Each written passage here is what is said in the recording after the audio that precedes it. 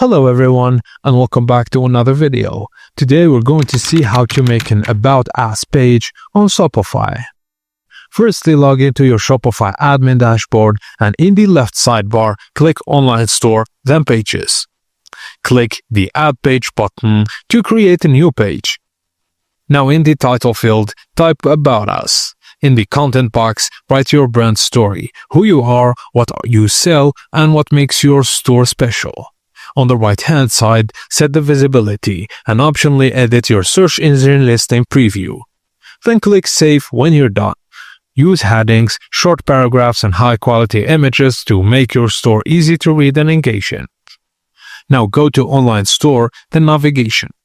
Choose the menu where you want to display the page and click Add Menu Item. Enter a name, then in the link field, select Pages and About Us. Click Add, then Save Menu, and your About Us page is live and linked to your store's navigation. Visitors can click it to learn more about your brand. And that's it, guys. As simple as that. Thank you for watching.